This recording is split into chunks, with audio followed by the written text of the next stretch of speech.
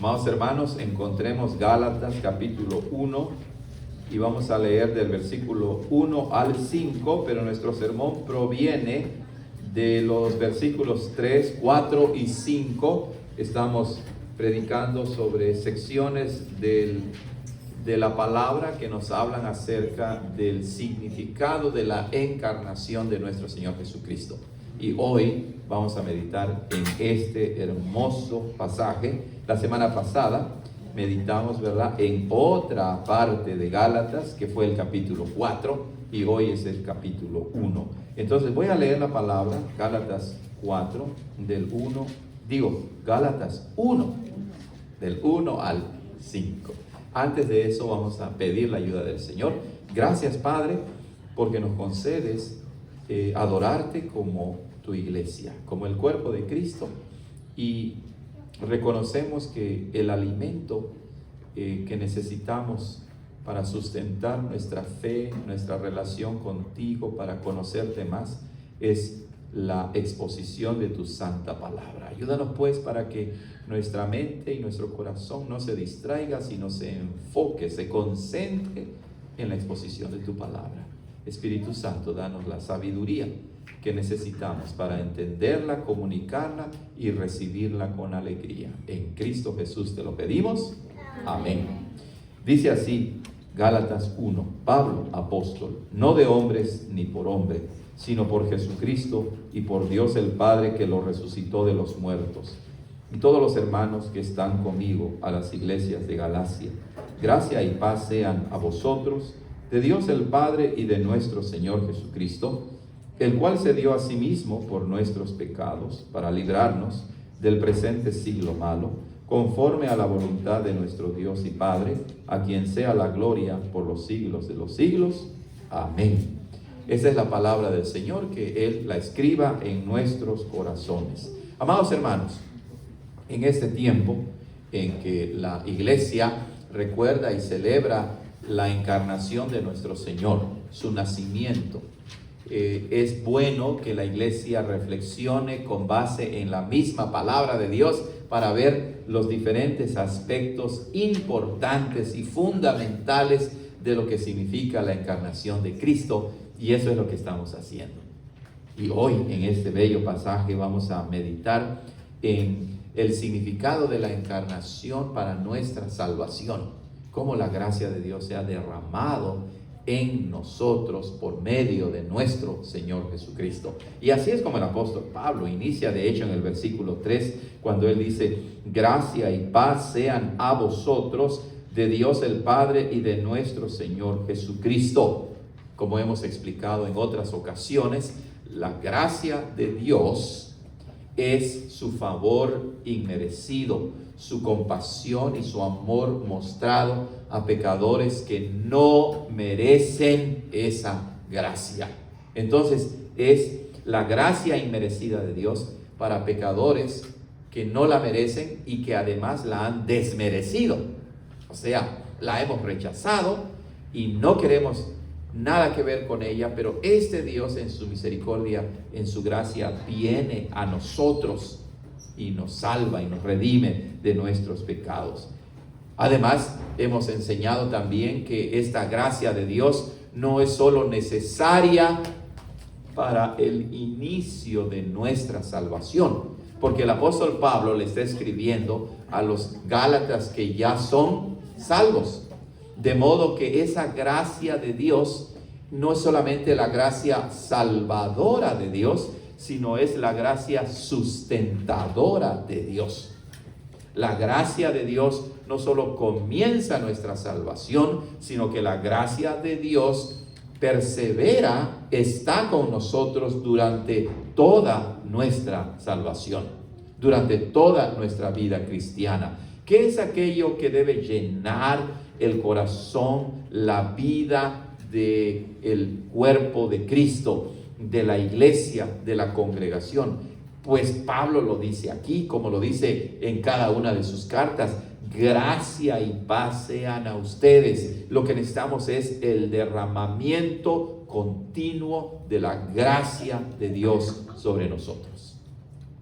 Y es que así es, hermanos. porque cuando la gracia de Dios es derramada en nosotros, esa gracia que viene de Dios, entonces el resultado es una paz que podemos experimentar, una paz que igualmente proviene de Dios. Por eso el apóstol Pablo dice, gracia y paz, el shalom de Dios, la paz de Dios. Y esta paz, hermanos, no solamente significa ausencia de conflictos o de problemas en la vida, sino que esta paz primero es una paz divina, es una paz que proviene de Dios. Y Jesucristo nos enseña en el Evangelio de San Juan que la paz que Él da no es una paz como la paz que el mundo da, sino que es una paz divina que excede en excelencia y en valor a cualquier otra paz que podamos obtener por aquí y por allá. De la misma manera, la paz de Dios no solamente la experimentamos al inicio de nuestra reconciliación con Dios para ser salvos, sino que es esa paz que va con nosotros día a día, acompañada de la gracia de Dios. Es impresionante, ¿verdad? Gracia y paz de Dios no son dadas a cuentagotas, como se dice, como por gotero, sino que esa gracia y paz Dios nos la concede siempre. El problema es que nosotros, si no estamos en sintonía con el Evangelio, si no estamos unidos a Cristo de tal manera que nosotros crezcamos en nuestra relación con Él, no podemos experimentar la gracia y la paz que ya tenemos en Cristo. Hermanos, el apóstol Pablo dice, gracia y paz sean a vosotros. Así es, gracia y paz les sean dadas continuamente a ustedes, a la iglesia, al pueblo de Dios. No solamente a los viejitos, no solamente a los adultos, no solamente a los jóvenes, no solamente a los niños, sino a toda la congregación. Esa gracia es derramada sobre cada uno de nosotros. Eso es muy importante de reconocer, hermanos, porque de alguna manera, ¿verdad?, llegamos a pensar, o se llega a pensar en muchas iglesias, que esa gracia y paz de Dios solamente la pueden experimentar los adultos, por ejemplo. Pero no es así. Pablo escribe a las iglesias de Galacia conformadas de gente adulta y de niños también. De modo que la paz de Dios circunda a toda la iglesia. La gracia de Dios llena a cada uno de nosotros conforme a la medida de la gracia de Dios. Bueno, ¿de dónde viene esta gracia y paz? Vienen de Dios el Padre y de nuestro Señor Jesucristo. Nosotros sabemos que la Biblia nos revela la existencia de un solo Dios que existe en tres personas, Padre, Hijo y Espíritu Santo. Y aquí se menciona al Padre y al Hijo. Y es importante notar que la gracia y la paz entonces nos vienen tanto del Padre como del Hijo. Muy importante notar eso. Nos vienen tanto del Padre como del Hijo. Ahora, el Padre es la fuente de la gracia y paz, pero nunca a nosotros nos llega la gracia y la paz de Dios, ni ninguna bendición, si no es por medio de ¿quién? De Cristo. Por medio de nuestro Señor Jesucristo. Por eso dice Pablo, de Dios el Padre y de nuestro Señor Jesucristo. Por otro lado, estas bellas palabras denotan, hermanos, que el amor para salvarnos no surgió únicamente del Señor Jesucristo, como si el Padre no estuviera interesado en nosotros. No, vemos en el ser de Dios una unidad de un plan de redención, que el Padre nos amó y por eso envió ¿a quién? A su Hijo Jesucristo. De modo pues que podemos experimentar la gracia del Padre, la paz del Padre, la gracia del Hijo y la paz del Hijo. Ellos no están en conflicto o en oposición, sino hay una unidad perfecta entre el Padre y el Hijo, y podemos añadir el Espíritu Santo también. Pero ¿cómo llega a nosotros la gracia y la paz de Dios? ¿Cómo llega? Ya lo hemos indicado, ¿verdad? Llega a través de nuestro Señor Jesucristo. Y es precisamente lo que Pablo procede a decir en el versículo 4. Y en ese tiempo en que celebramos y recordamos la encarnación de nuestro Señor, es muy importante que no perdamos de vista que la encarnación, el nacimiento de nuestro Señor Jesucristo, significa nada más y nada menos la gracia y la paz de Dios derramada sobre una humanidad pecadora que no la merecía. Por eso Pablo dice, el cual se dio a sí mismo por nuestros pecados para librarnos del presente siglo malo. El cual se refiere a nuestro Señor Jesucristo, a aquel que es Dios y hombre en una sola persona, verdadero Dios, verdadero hombre. Y Él en su naturaleza divina no tenía ninguna necesidad ni obligación para venir a rescatarnos. Pero por eso Pablo enfatiza diciendo, el cual se dio a sí mismo. Sí, el mismísimo Hijo de Dios se entregó a sí mismo. En esa declaración, hermanos, se contiene mucha información fundamental para que nosotros la entendamos. Sí, denota que el Padre y el Hijo en la eternidad se pusieron de acuerdo para salvarnos y redimirnos. Denota que el Padre, como la fuente de la gracia y de la paz, envió a su Hijo para salvarnos, y el Hijo, como hemos dicho muchas veces basados en la Escritura, dijo, sí, Padre, aquí estoy, me someto a tu voluntad para ser enviado y rescatar a aquellos que no se pueden rescatar a sí mismos. Pero ¿cómo nos rescata el Hijo? Pues Pablo dice, se dio. Y ese es un verbo que, aunque es pequeño, es muy importante. Aunque es pequeño, es grande, por así decirlo, porque implica que el Hijo de Dios se tuvo que encarnar, tuvo que nacer y se tuvo que dar a sí mismo. Es decir, la forma en que nosotros fuimos redimidos de la condenación del pecado no fue porque el Hijo ofreció algo diferente a Él. No fue porque hizo algo que no afectó su persona, por así decirlo, sino que el precio de nuestra salvación, el sacrificio de nuestra salvación consistió en la persona misma del Hijo de Dios. Por eso dice, Él se dio a sí mismo.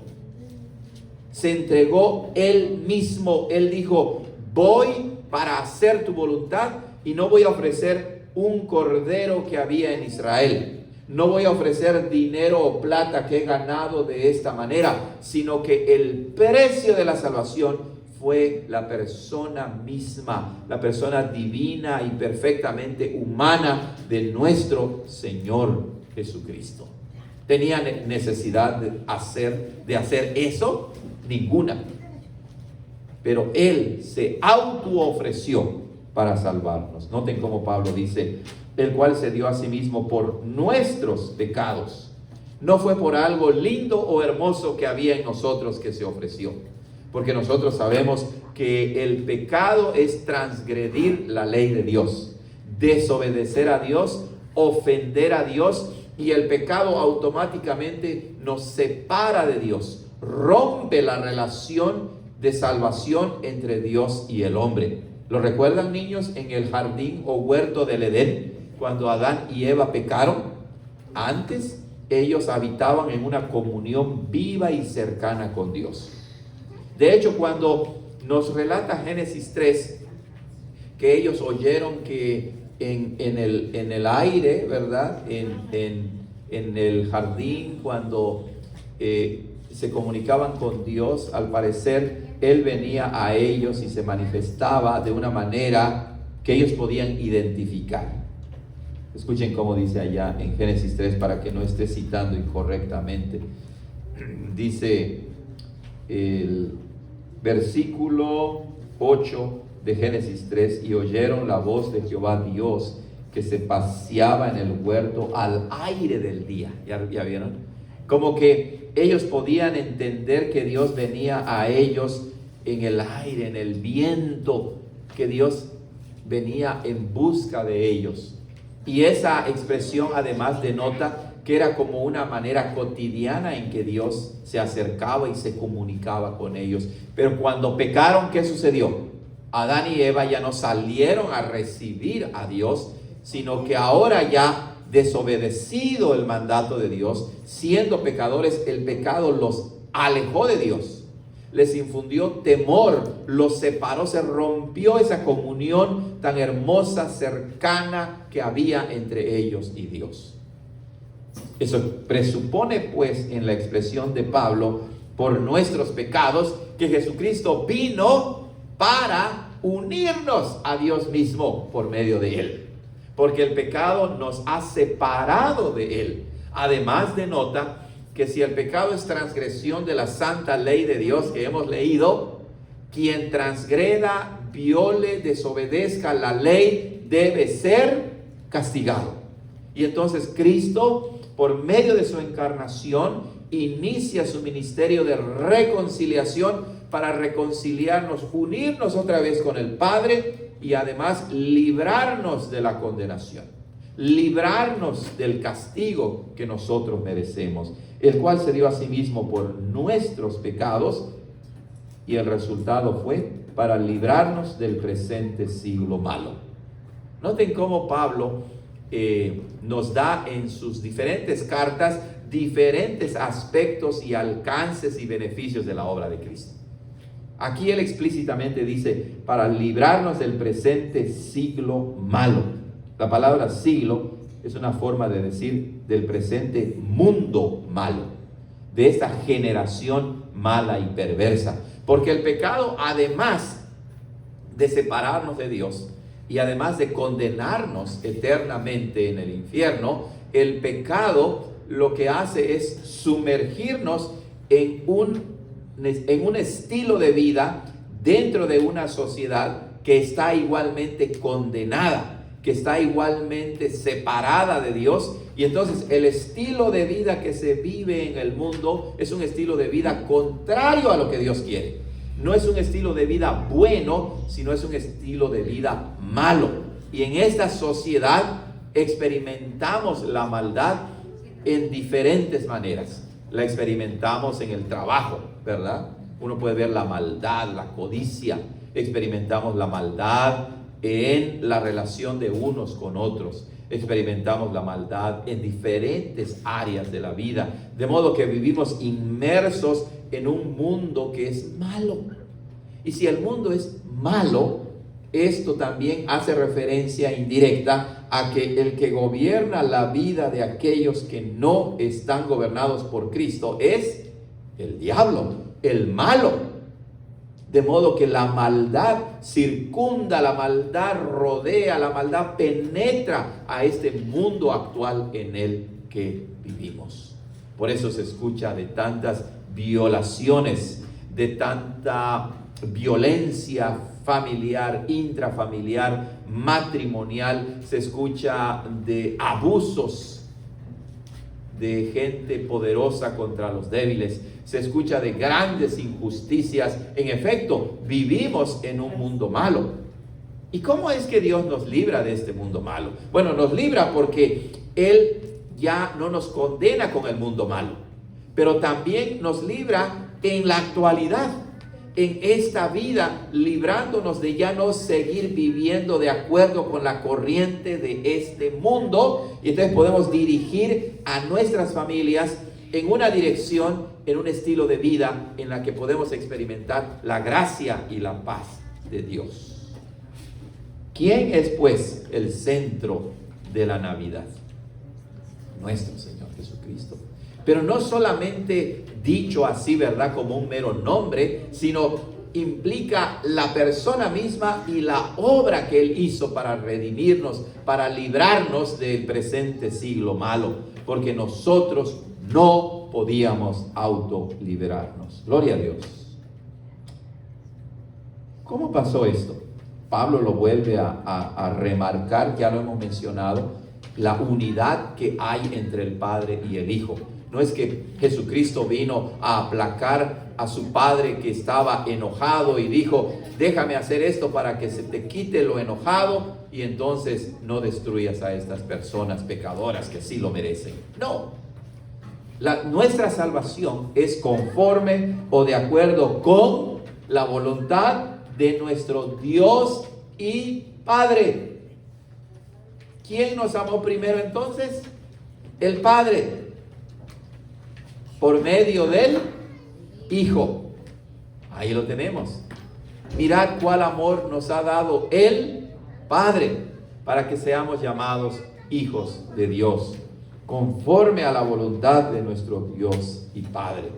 Y el apóstol Pablo no se contenta con decir que entre el Padre y el Hijo hay una perfecta unidad en el plan de salvación, sino que además destruye esa idea de que el Dios del Antiguo Testamento, o el Padre en este caso, es el Dios malo, es el ogro, es el déspota, es aquel que todo el tiempo está iracundo y enojado, sino que Él dice, no, la fuente de la gracia y del amor, de la paz, de la salvación que experimentamos es el Padre. Pero además culmina diciendo, a quien sea, es decir, a nuestro Dios y Padre, a Él sea, ¿qué? La gloria por los siglos de los siglos. Amén. O sea, que nosotros, si debemos alabar y glorificar a algún ser del Dios Trino, sería el Padre. Y claro, entre ellos hay unidad, de modo que la gloria va para el Padre, el Hijo y el Espíritu Santo. Pero en este argumento que Pablo presenta, nos hace ver, quiere que nosotros entendamos en la Navidad especialmente, en este tiempo de la celebración del nacimiento de nuestro Señor Jesucristo, que nuestra salvación se originó en el Padre, en nuestro Dios y Padre, aquel que nos amó tanto que dio lo más precioso y querido de Él, a su Hijo Jesucristo. Que Dios nos ayude pues, para que en este tiempo de la celebración del nacimiento de nuestro Señor, de su encarnación, no perdamos de vista quién está en el centro de la Navidad. Y de esa manera, todo lo demás pasará a ser secundario. Amén. Vamos a hacer una oración. Padre, gracias porque nos has concedido exponer tu palabra, el Evangelio, y ahora queremos que nos sigas nutriendo con el sacramento de la Santa Cena. En Cristo Jesús te lo pedimos. Amén. Muy bien, hermanos, vamos a continuar y